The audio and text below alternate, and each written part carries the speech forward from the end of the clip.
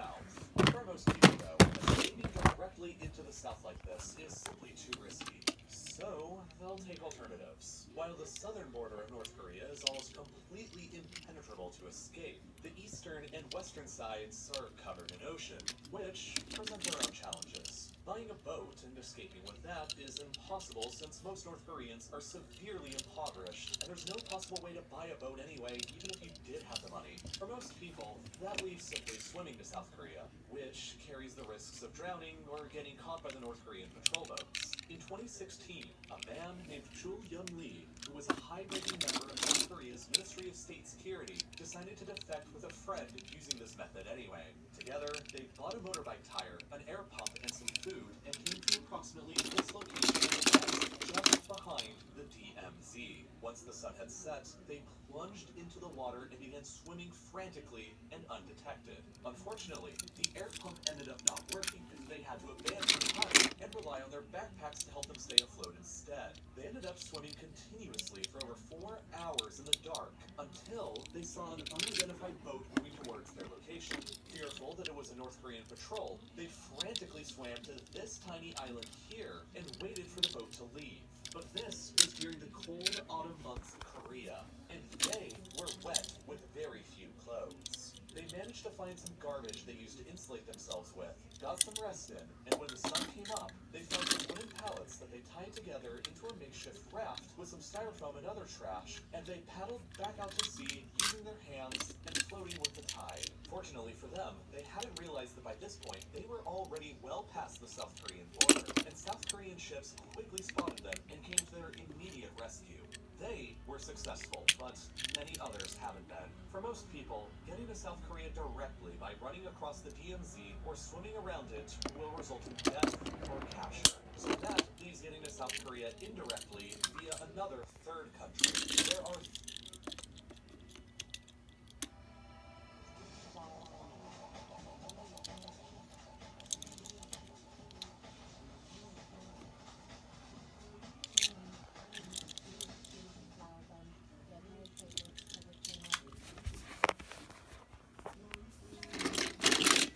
Want to see the coolest art collection in San Diego? You don't even have to go indoors. It's the Stewart Collection, featuring works of art from some of the top contemporary artists in the world, built right into the UC San Diego campus. Download a walking tour map and get to step in. First, find the talking trees. Yeah, we said talking. These eucalyptus trees are encased in lead and whisper songs and recite poems to anyone who passes by. Next, there's the oversized fencing. These made of 8 granite stones and weighs 180 tons. Then there's this cute little hipster cottage, teetering on the edge of a 7-story building. Don't worry, it's not going anywhere, but it is worth seeing for yourself. And so is the rest of the Stewart collection. It's San Diego's artistic wonderland, and it's waiting to be explored. three other countries nearby North Korea besides South Korea that you can escape towards, but none of them are good options. If you can make it, Japan is probably your best bet because you'll be guaranteed your freedom and sent to South Korea, but you have to make it across the sea first, which can often be dangerous and is prone to typhoons, and in the best case scenario, you probably have nothing any better than a small boat. As a result, there have only been 3 confirmed successful cases of North Korean defectors actually making it directly to Japan. So it's probably going to be better to look north instead. Up here, the border is significantly less defended or controlled, and it's much easier to cross than the south. But doing so necessitates crossing into either China or Russia, neither of which are particularly very good options. The border with Russia is only 17 kilometers wide along the Tumen River, and it's easily patrolled by both sides. Even if you do make it across, Russia's official state policy is to immediately deport all North Korean refugees back into North Korea anyway.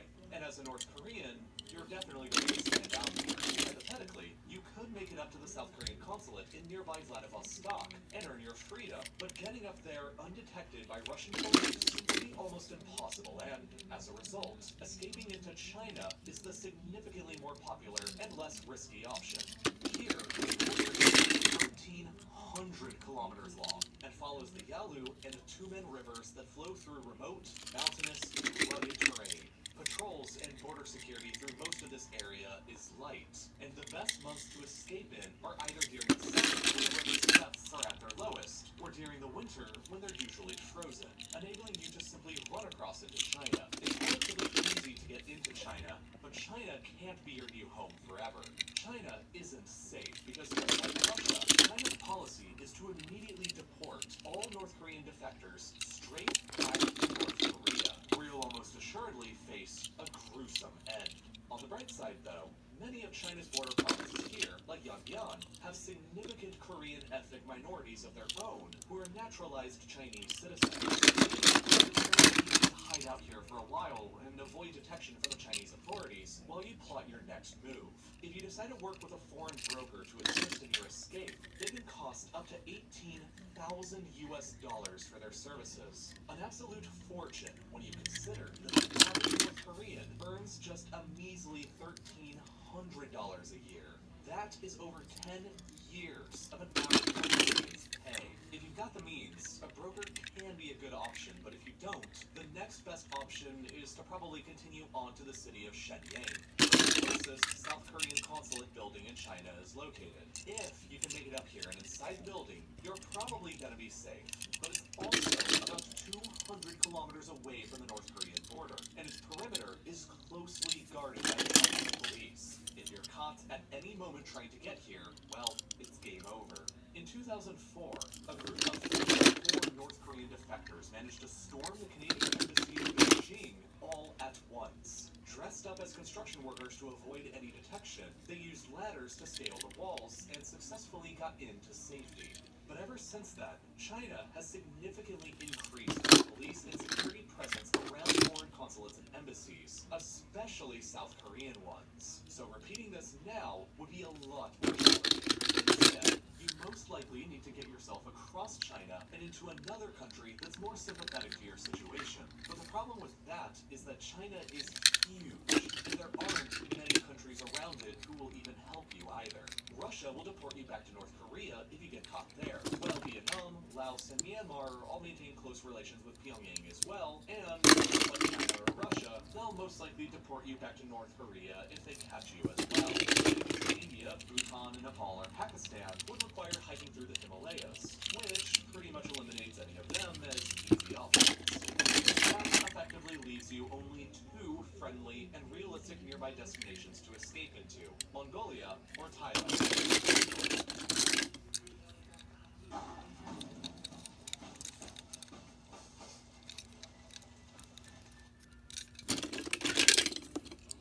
To escape into Mongolia or Thailand.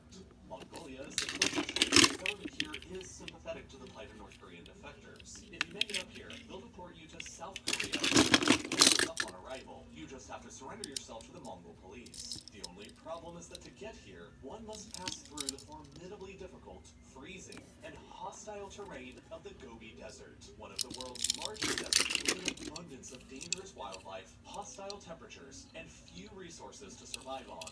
Navigating through the desert takes a lot of skill that one is unlikely to have ever learned back in North Korea, but nevertheless, some people have made it. In 2007, Barcelona and her mother escaped across the northern border into China by running across the frozen Tumen River. Because of China's deportation policy, it was impossible for the pair to find any kind of legal work inside of China, and they fell victims to human traffickers. After months of living beneath the radar, they eventually made their way here to the city of Qingdao and found a Christian missionary shelter. It was there that after nearly 2 years of remaining in China, that they received enough aid from missionaries and human rights activists to finally take a chance and flee up towards Mongolia, with the goal of getting deported to South Korea and freedom. The mother-daughter pair successfully managed to navigate through the Gobi Desert and reached the Mongolia border, but upon arrival, a group of Mongolian border guards intercepted them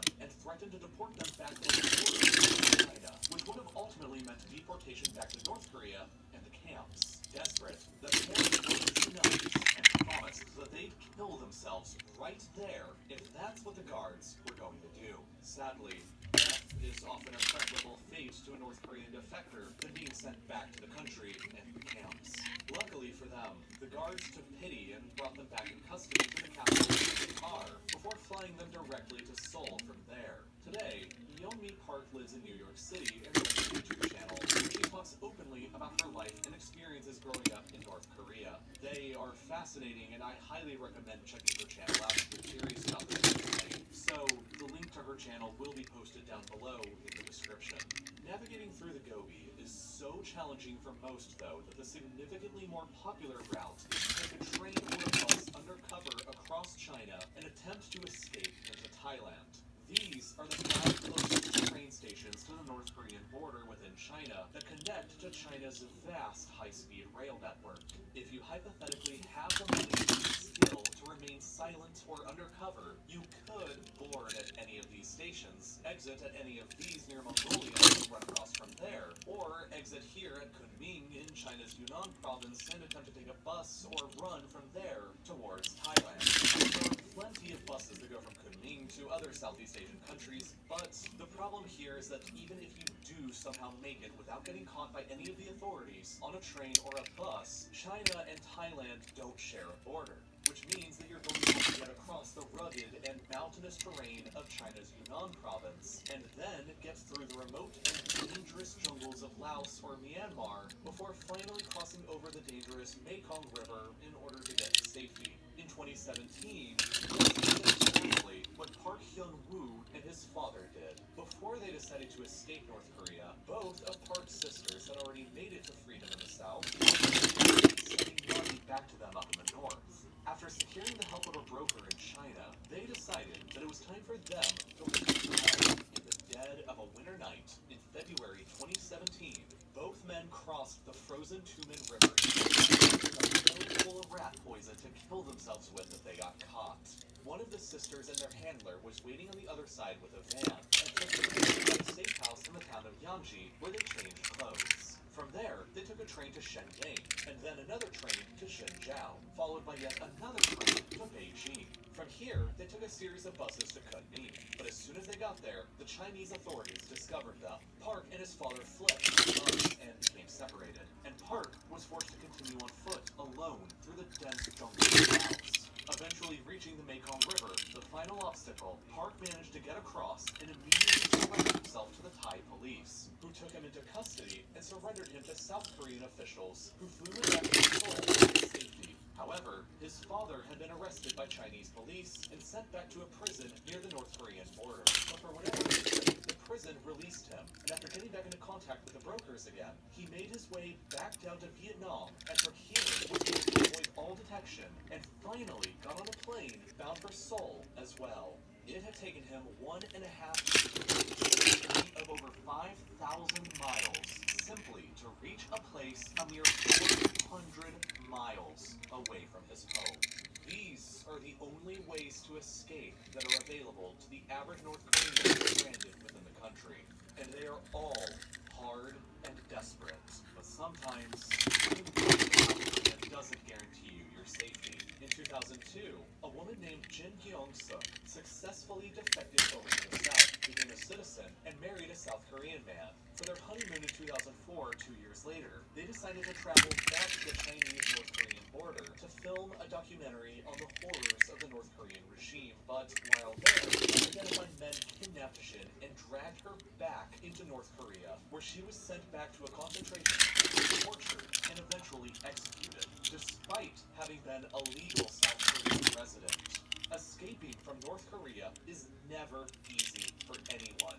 All of these options are difficult, and even if you do make it out, you can still very easily be dragged back against your will and killed.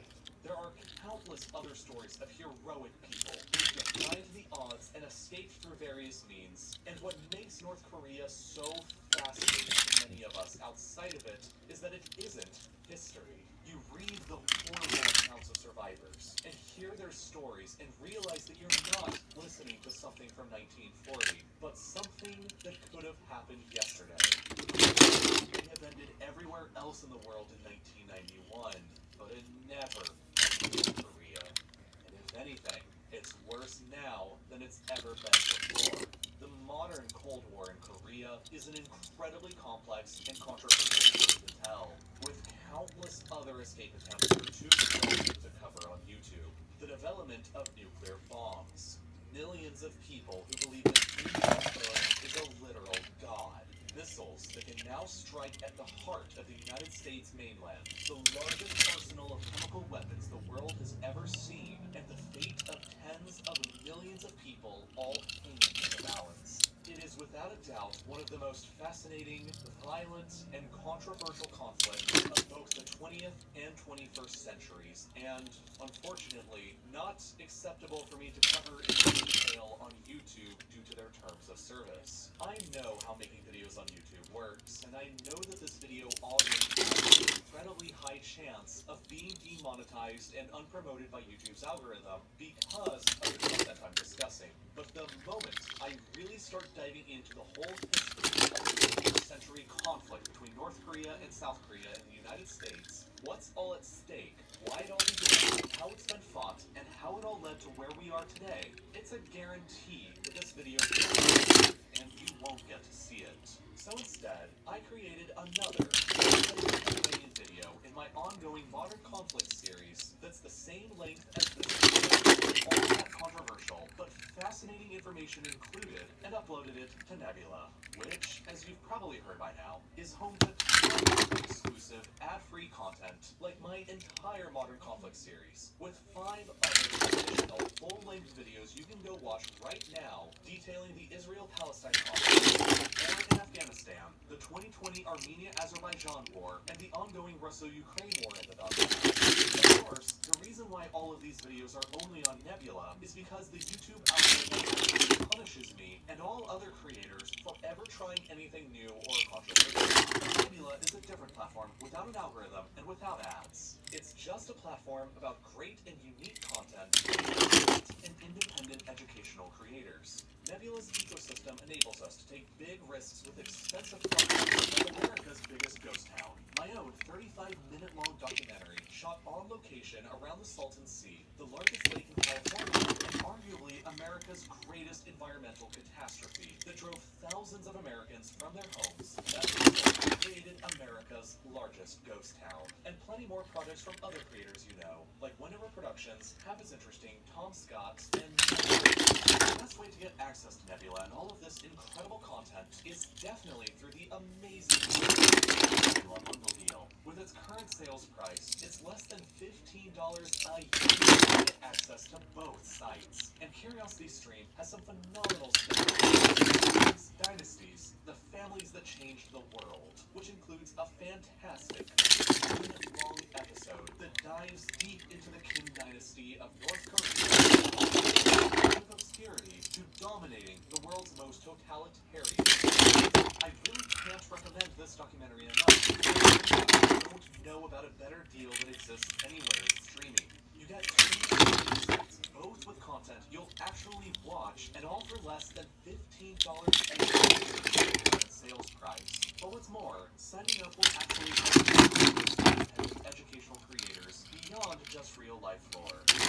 Make sure to do so by clicking this button that's here on your screen now, which will take you to curiositystream.com/real-life-lore, or by following the link that's down in the description. And as always, thank you so much for watching.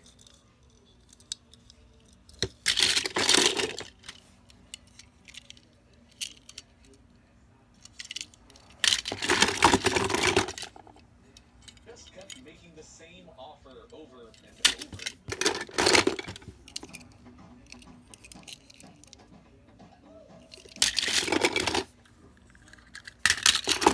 Just kept making the same offer over and over again. As late as February, the United Kingdom was still offering Japan the return of Habamai and a formal peace treaty if only Japan had claims over the 2 larger islands. But Japan still refused and has kept insisting that all of the islands are theirs. And of course today, following the Russian invasion of Ukraine, the Japanese government has upped the rhetoric of claims, while Russia has deployed more military and anti-air assets to the response. The United States and European Union each recognize all 4 of the islands as rightful Japanese territory that is currently under Russian occupation, while China recognizes them as core integral territory of Russia, and the reasons why extend far beyond the legal and historical claims. Because, of course, the islands have immense strategic value to whoever ends up actually controlling them. The